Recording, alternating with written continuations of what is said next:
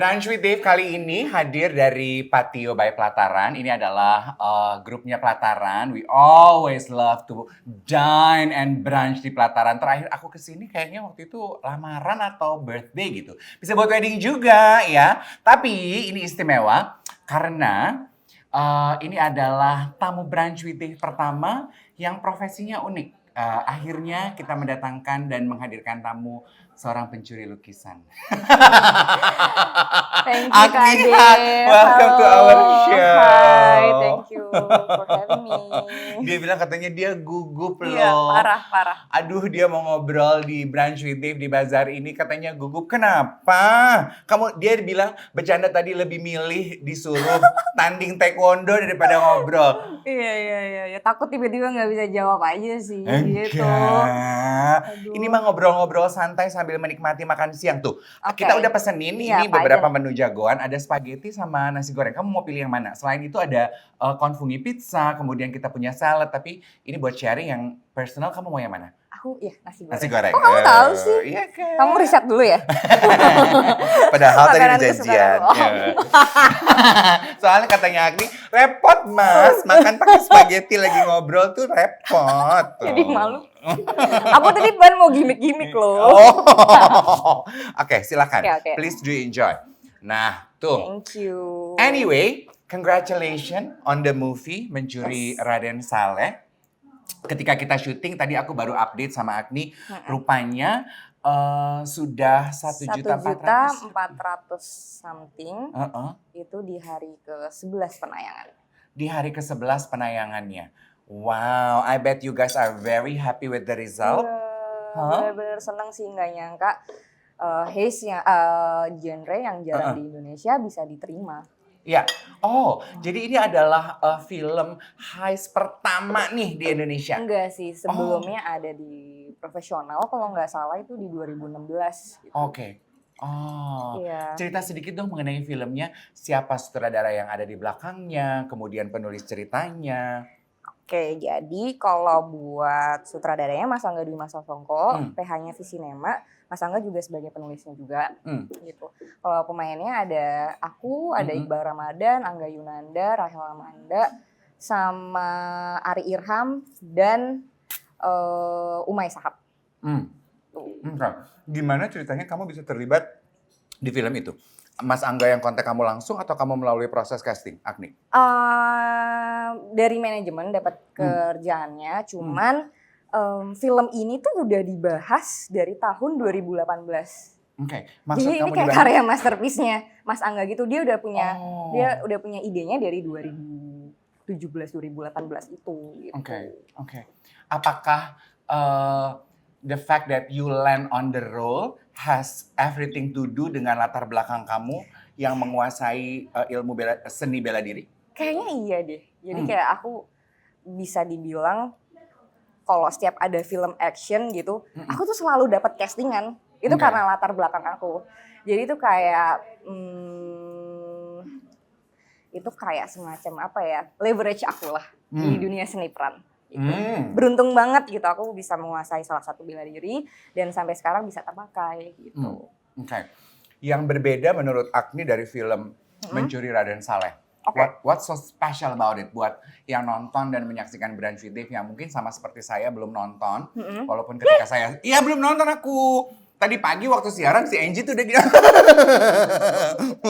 Ditutup tirainya.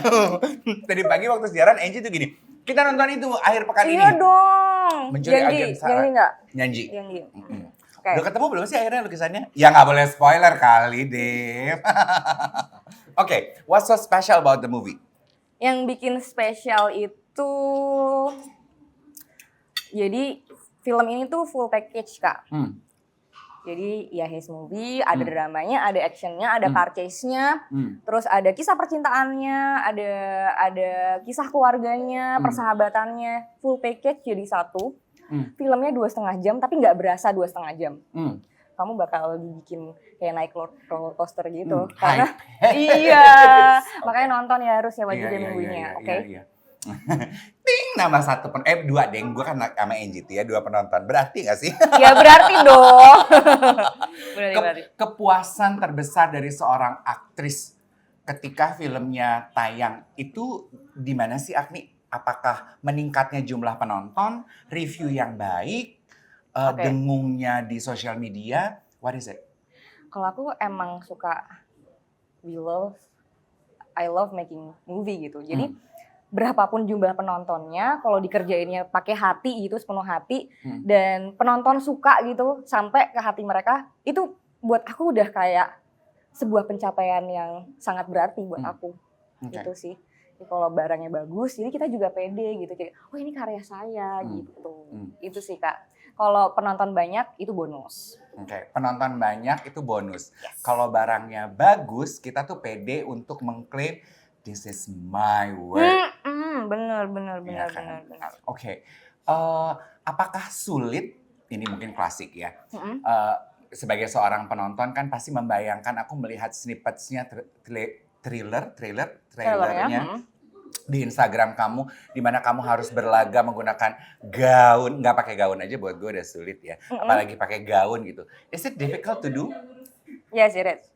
Oke. Nah, ketika proses syutingnya itu ada pemandu laganya yang ngajarin atau kamu bebas melakukan apa yang kamu inginkan? Enggak, jadi emang ada koreografinya gitu. Oke. Ada latihannya kurang lebih 1 bulan.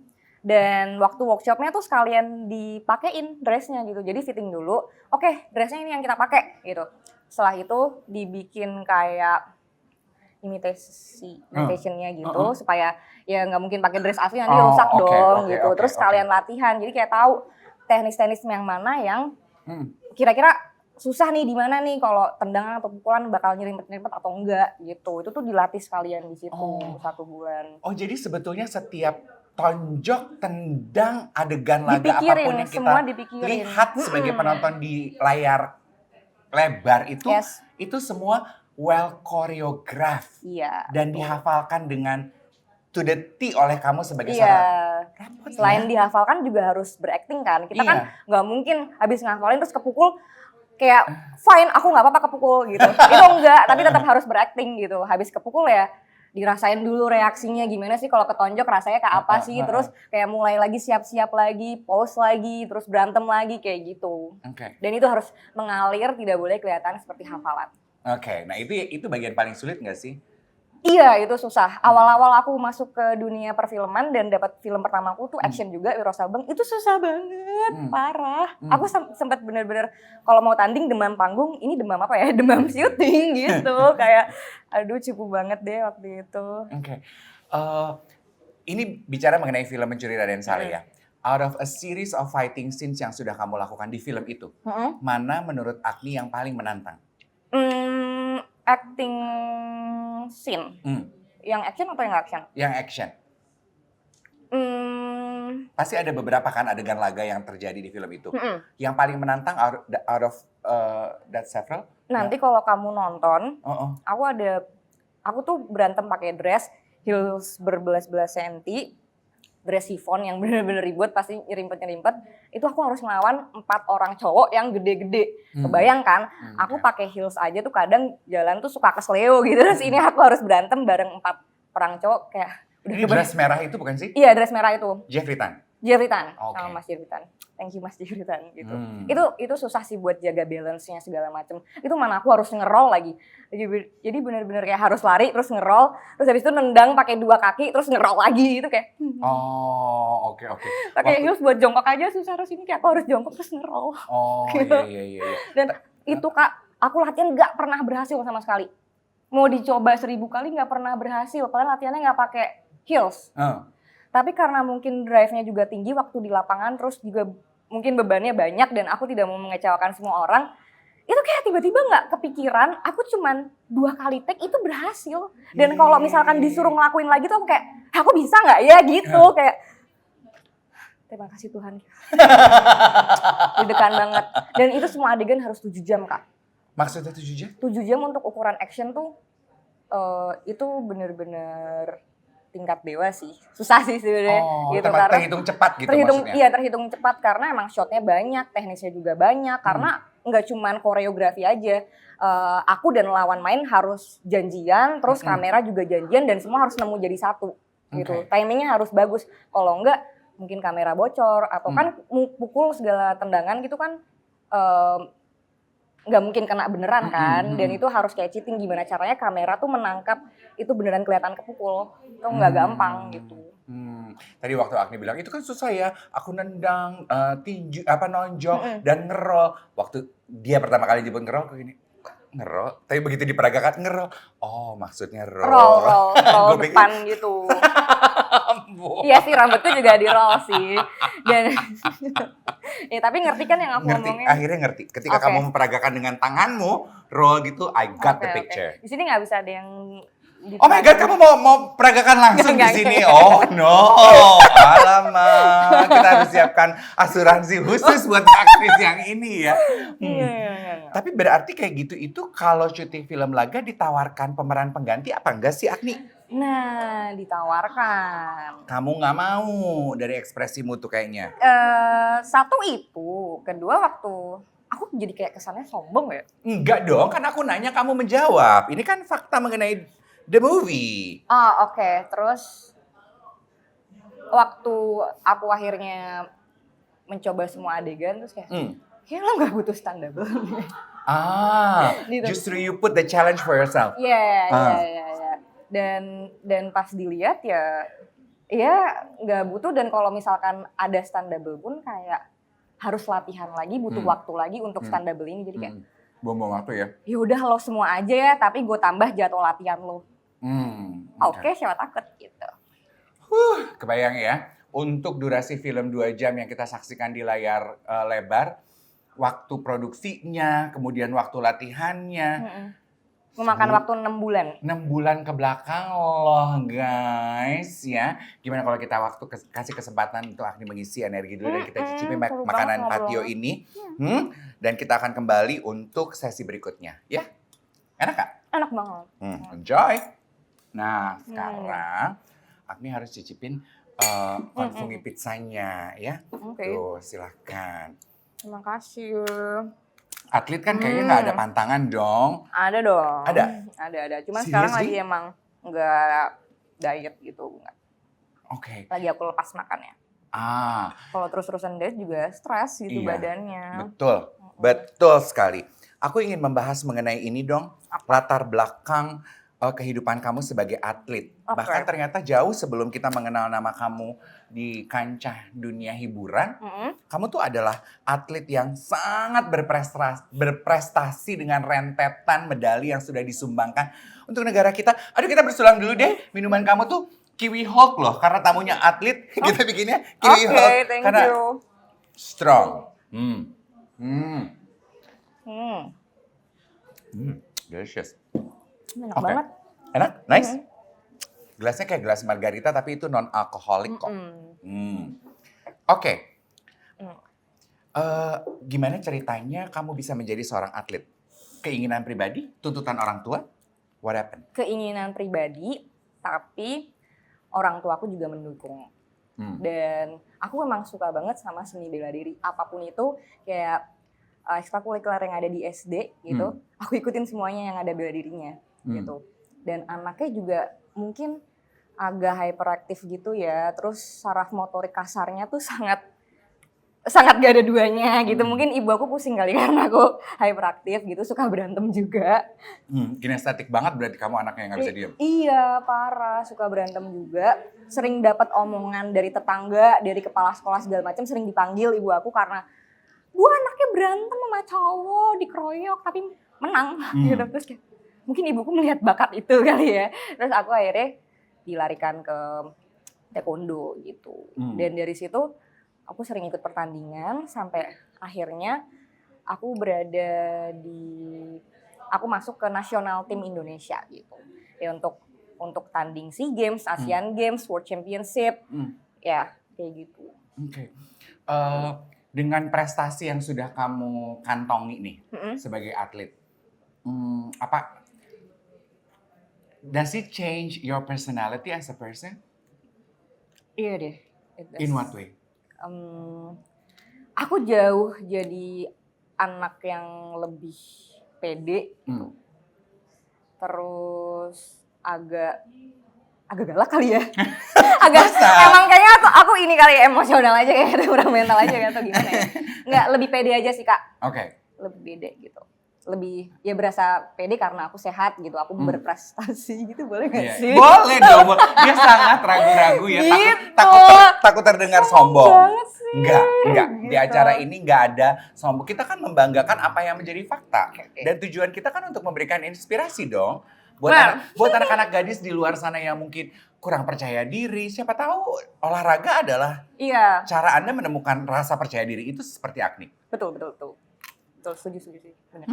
Hmm. Ya aja deh. Iya. Terus tadi apa? Itu, terus aku kayak lebih disiplin kali ya, lebih saklek gitu anaknya. Jadi agak susah bergaul sama teman-teman yang kayak mau nyontek. Gitu tuh agak susah gitu. Yang cari jalan pintas dalam Iya, hidup gitu agak ya. susah gitu yang terjadi gitu. Jauh lebih disiplin juga gitu. Karena aku latihan itu jam 4:30 pagi. Selesai latihan aku bener-bener harus mandi cepet-cepet ke sekolah. Selesai sekolah aku harus latihan lagi. Mandi, makan siang, tidur sebentar. Malamnya latihan lagi. Gitu aja terus kehidupannya. Ya emang dipersiapkan untuk latihan, tanding. Dan ya harus menang.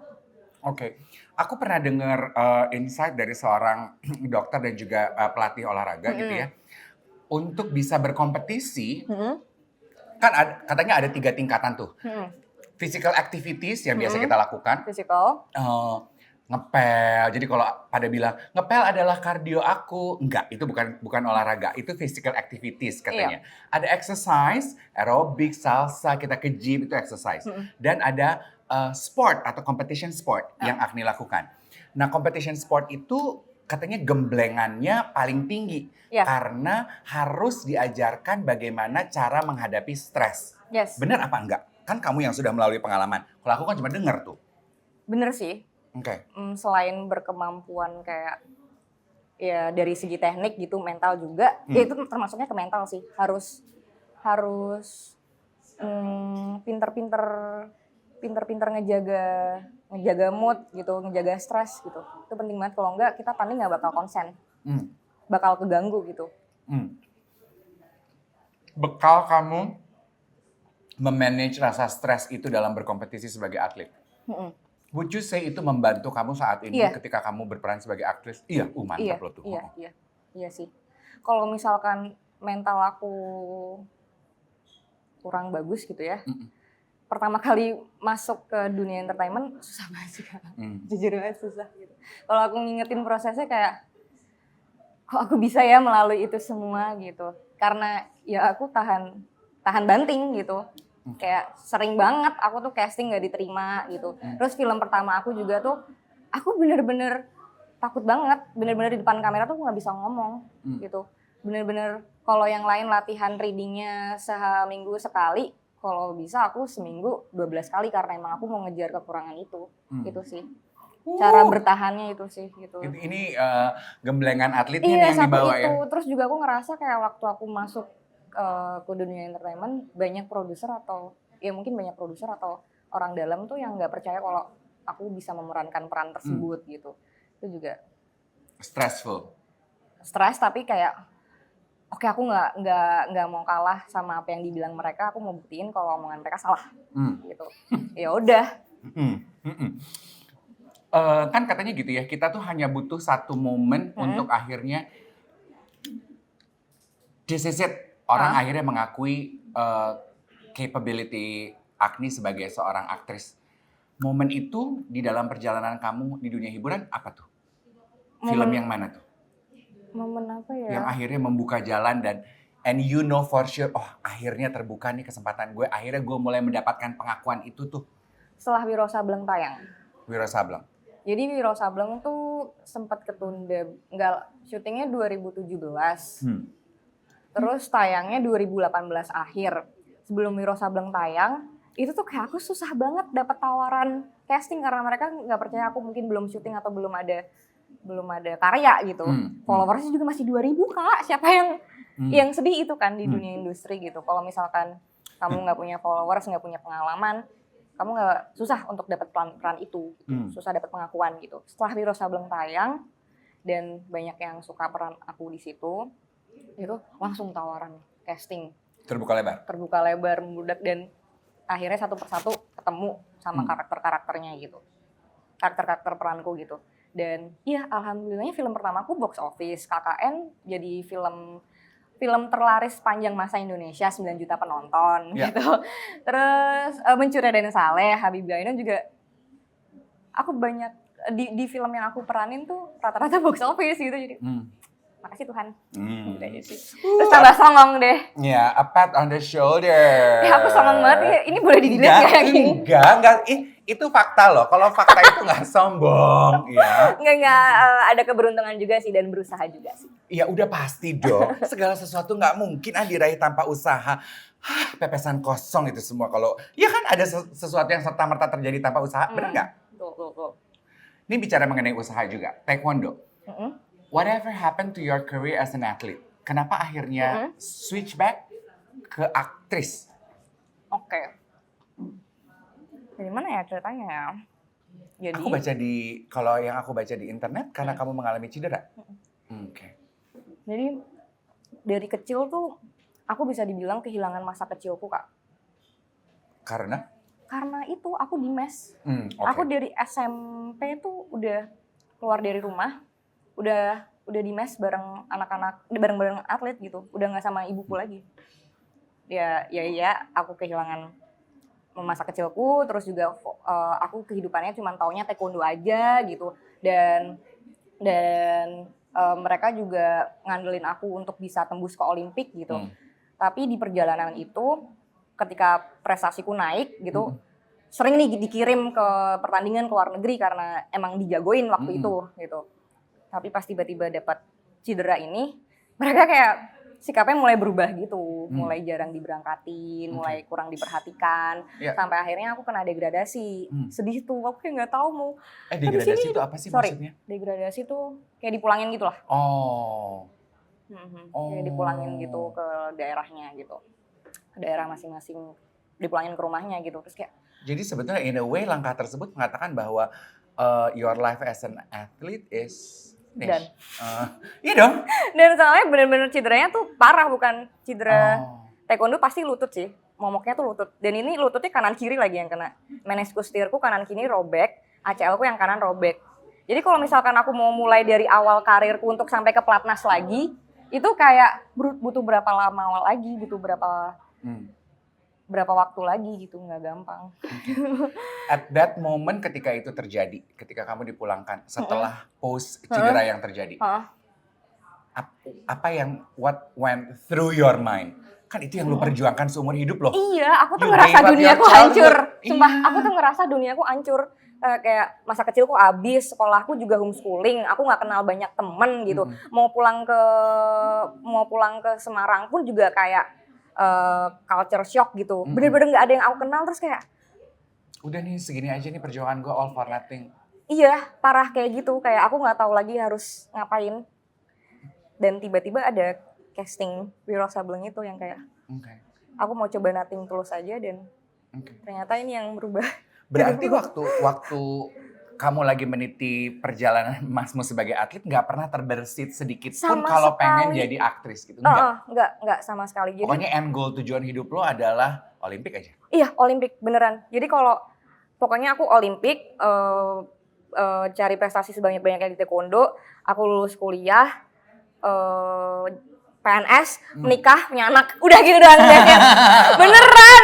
Kalau di dunia atlet tuh banyaknya kayak gitu. Jadi setelah selesai atlet, kalau prestasinya mereka bagus, mereka tuh dapat kemudahan untuk jadi PNS gitu. Ya tetap ujian segala macem gitu, tapi bisa dapat PNS gitu. Aku udah mikirnya sampai situ.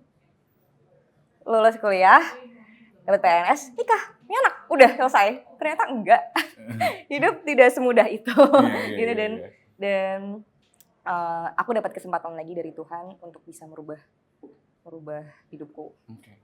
Berapa lama quote unquote lah ya, masa berkabung kamu ketika lu tuh cedera, dipulangkan, kamu tahu kehidupan kamu sebagai atlet sudah selesai, pasti kan ada dong ya. Nih ya, waktu pertama kali tahu kayak meniskusnya robek, itu tuh udah ini kira-kira beresnya lututnya berapa lama ya, harus recovery kayak gimana, harus operasi di mana segala macem gitu. Udah stres tuh, masih lutut satu, tapi tetap dipaksain tanding sama latihan, hasilnya nggak maksimal. Yang ada yang kiri robek lagi, jadi kanan kiri. Dari situ kayak udah kayak pelatih tuh mulai kayak jaga jarak sama aku, mulai nggak perhatian segala macem, terus nggak diikutin ke pertandingan lagi gitu, terus kayak ya udah kena depak deh. Itu galaunya setahun, terus pas selesai kena berita kalau aku dipulangkan itu 3 bulanan kayak galau total waktu itu, kayak bocah banget gitu, tapi ternyata Tuhan berkehendak lain. Waktu pertama kali mendapatkan tawaran Wiro Sableng itu kan berarti film pertama kamu tuh. Film pertama. I'm just trying to connect the dots. Kok mereka bisa tahu dan terkoneksi dengan kamu tuh, gimana ceritanya tuh Agni? Dari talent scouting kali ya, dari casting director gitu. Casting director ngeliat profil aku di Instagram yang waktu itu sering banget aku post foto yang kayak aku lagi nendang, terus aku juga suka photoshoot gitu, terus kayak kenapa kita nggak coba ini aja gitu. Akhirnya dicoba, dihubungi lewat email, terus Skype-an waktu itu, terus karena Mbak Lala sama Mas Angga tertarik, aku dipanggil ke Jakarta, dibeliin tiket go show. Hari itu casting, hari itu ke Jakarta, hari itu casting, hari itu aku dapat si casting itu kayak tiba-tiba aja, udah nih dapat, udah gitu doang, kayak ini serius gitu. Aku bakal main film layar lebar yang perannya penting tuh sama Fox gitu, Lifelike sama Fox, kayak oke. Ya udah. Tapi setelah masuk ke Jakarta dan proses reading dan segala macam koreografinya, ya susah ya jadi artis. Gitu, parah banget Kak. Aku pernah nih Kak, waktu reading, aku kan susah banget ya untuk ngilangin dialek Semarangku. Dan sedangkan itu ya harus berbahasa Indonesia yang bener-bener nggak kelihatan dialeknya. Dan ngomongku tuh artikulasinya masih nggak jelas gitu. Digembleng banget, setiap hari tuh aku harus ngafalin skrip. Sorry ya, sambil kayak gini. Aku sambil ngomong. Untuk menghilangkan dialeknya. Satu dialek. Untuk melatih pelafalannya. Pelafalannya juga. Parah. Pantas kamu ngelihat garpu sama sendok sama pisau, bawaannya pengen gigit. Enggak, yang itu bercanda ya. Enggak. Don't go anywhere, we'll be back. Yes. Are you a big dessert person? Yes. Me too. Kita punya putu cake. Itu burnt cheesecake. Kita share dua-duanya. Yes. Yang ini dulu kali ya. Ini putu cake dalam packaging yang lebih modern ya. Iya.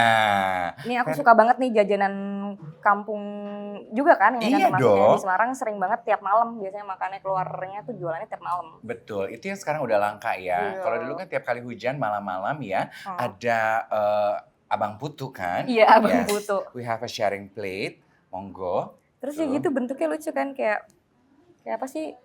Silinder gitu ya. Iya. Kalau ini kotak tuh dengan ice cream, coba kita icipin. Satu lagi burnt cheesecake. Satu juga yang bikin aku tuh suka sebetulnya nongkrong di Patio by Pelataran, karena di depan sini, did you notice mereka punya bakery. Nah itu tuh buka jam 7 sampai jam 10, pas buat breakfast. Yang di mana sih? Samping. Pas kita masuk sebelah kanan. Ntar abis ini kita mampir situ ya. Iya. Badan sekecil ini mah makan dessert banyak-banyak nggak apa-apa. Nggak boleh kebanyakan juga. Iya, harus pada porsinya. Harus pada porsinya. Atlet loh, komitmennya tinggi. Nama last name kamu tuh Hak. Ya. Any relation with the Hak sisters? Nama marga aja sih. Kayaknya nggak ada di hubungan. Cuman emang ayahku dari Bangladesh. Di Buku Semarang. Banyak nggak yang mempertanyakan hal itu ke kamu? Banyak banget. Gitu. Anaknya Marissa Hak ya gitu. Bukan anaknya bapakku. Nggak ya lah. Tadi kan Agni membahas how funny life turn out. Cita-cita, perjuangan yang kamu lakukan dari kecil adalah untuk nyampe di Olimpik. Something happen along the way. Tuhan kasih kesempatan dan tawaran yang baru. And here you are as an actress yang sebelumnya nggak pernah kamu pikirkan. Sementara di luar sana, apalagi generasi sekarang, Banyak kan orang yang dari awal tuh kayaknya mencita-citakan untuk menjadi seorang aktris. Tapi mereka belum menemukan that moment untuk akhirnya bisa shine through sebagai seorang aktris. Apa yang ingin kamu sampaikan kepada generasi tersebut? Buat yang pengen masuk ke dunia entertainment, ya tentunya harus punya link dan kamu harus latihan acting gitu supaya dari latihan acting pun juga banyak link untuk casting segala macam gitu. Tanpa kamu latihan acting itu agak susah sih. Tuh. Terus kalau misalkan udah casting masih susah, tetap harus coba lagi. Cuman kalau udah susah dapat casting, terus nggak latihan acting dan kamu masih mau jadi aktris gitu ya nggak bisa sih jujur. Karena gini ya, satu yang aku pelajari ya dari pengalaman dan perjalanan hidup kamu, nggak main-main loh perjuangannya. Kamu tuh mengorbankan masa kecil kamu untuk mengejar mimpi kamu menjadi seorang atlet. That's a very big dream. Iya. Dan yang what you sacrifice juga banyak. A lifetime of sacrifice loh. Terus di tengah-tengah kamu membelokkan putaran hidup kamu karena situasi and you embrace the change. Itu kan sebetulnya applicable kepada apapun. Lah kalau gue gitu merasa dari kecil, gue nih ganteng banget, gue pengen jadi aktor, gue pokoknya harus jadi aktor. I spend half of my life chasing that dream and nothing happened. Don't you think I should evaluate my dream? Iya harus dong. Iya kan persis seperti apa yang kamu bilang dong. Benar. Soalnya beneran banyak sih di lingkungan sekitar aku kayak pengen banget dapat peran, tapi untuk usahanya ke sana tuh nggak ada. Nggak ada. Gitu-gitu kayak. Ya gimana, dude? Iya.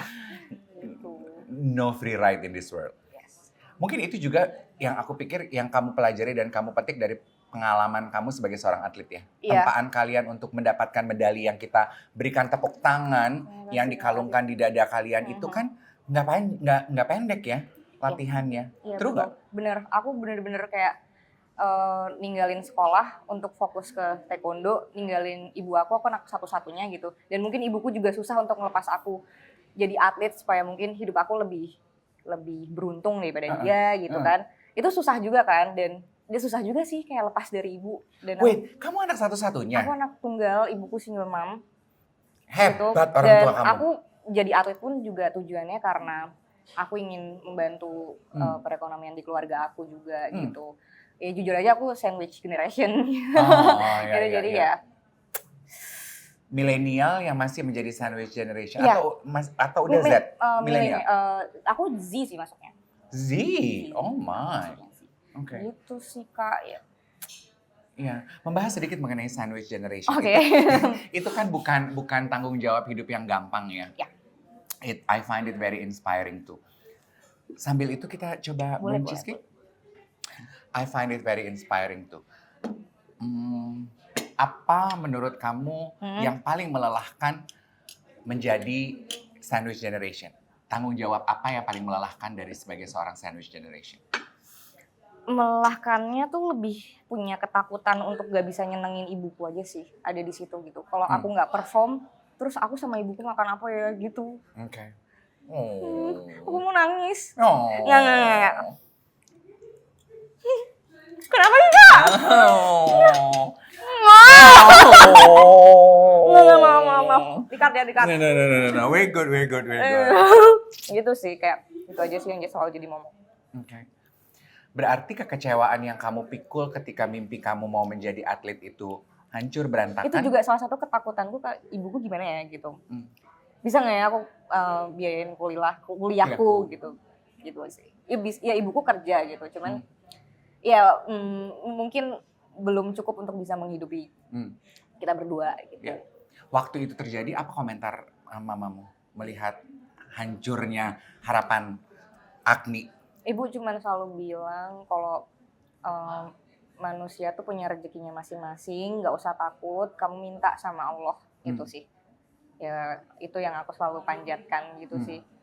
Untuk ya Allah, apapun akan aku lakuin, pokoknya aku sama ibu bisa survive itu aja sih. Okay. Dan aku pikir itu juga yang pasti kamu selalu ucapkan dalam doa ya. Dan saat ini, di titik ini, ketika kita sudah bisa melihat dan mulai merasakan kesuksesan. Apa komentar mamamu? Untung ibuku juga orangnya tuh baik banget, tulus banget. Aku nggak pernah ngeliat ibuku tuh yang kayak kelelahan kerja atau kelelahan ngedidik aku gitu. Terus ibuku selalu kayak bilang berterima kasih yang nggak ada ujungnya gitu. Aku jadi kasihan juga sama ibu. Iya bu, kan ya aku anaknya ibu, cara membalas budiku. Cara membalas budi ke ibu ya, walaupun nggak akan pernah bisa kebalaskan ya, dengan ini aku juga merawat ibu gitu. Gitu. Ibuku tuh single mom, baru nikah tuh waktu aku baru masuk kuliah. Terus nggak lama baru nikah 3 tahun, ayah tiriku meninggal. Kasihan sih, sedih. Maaf ya bu, kok jadi gosip ya? Gitu, terus pokoknya aku nggak boleh, pokoknya aku harus jagain ibu gitu. Oke. Melihat kegigihan perjuangan nih ya, perjuangan kehidupan mamamu, ibumu. Does it change the way you see women in general? Kehidupan perempuan? Buat aku perempuan itu makhluk paling kuat di dunia ini, perempuan. Parah, kuat banget. Aku ngeliat ibuku tuh benar-benar super mom banget. Dan aku juga menghargai perempuan-perempuan di luar sana yang berusaha keras juga untuk bisa survive gitu. Yeah. Ada dong pasti hari-hari atau masa-masa dalam kehidupan kita tuh lagi capek, badan nggak fit. Apakah kekuatan perjuangan kehidupan ibumu yang memberikan inspirasi buat kamu? Satu itu, ya. Kedua, kayak aku juga nyemangatin diriku sendiri gitu. Iya, siapa lagi Kak kalau bukan diri sendiri yang harus bangkit gitu. Kata-katanya selalu kayak, ayo jangan pernah nyerah sama keadaan gitu. Soalnya keadaan nggak bakal bisa berubah kalau kita juga nggak berusaha. Asli Kak. Itu kata-kata ibumu tuh. Aku sendiri yang menemukan. Ya, jangan pernah menyerah pada keadaan, karena keadaan nggak akan pernah berubah. Kalau dari kita sendiri tidak berusaha merubahnya. Itu sih. Kayak, aku benar-benar pernah The lowest point in your life? Iya, bener-bener kayak mau fotokopi persyaratan mau tanding aja tuh nggak ada uang gitu. Itu kan cuma 200 perak, 200 perak nggak ada. Ibuku bener-bener sih. Bener-bener untuk cari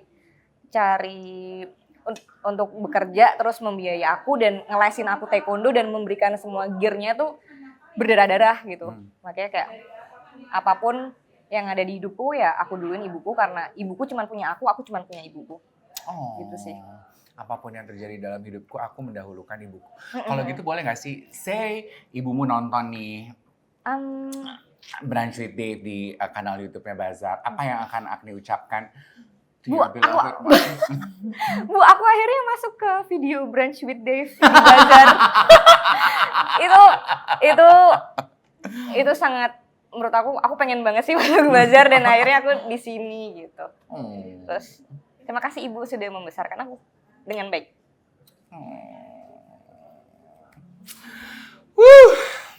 I think it's something in the cheesecake, yes. Yang membuat kita lebih emosional. Agni, terima kasih. Aku juga terima kasih. Kamu sudah membagi lebih dari sekedar cerita untuk Brunch with Dave dan Bazar. Aku yakin perjumpaan kita ini baru titik pertama lah dari kesuksesan kamu sebagai seorang aktris.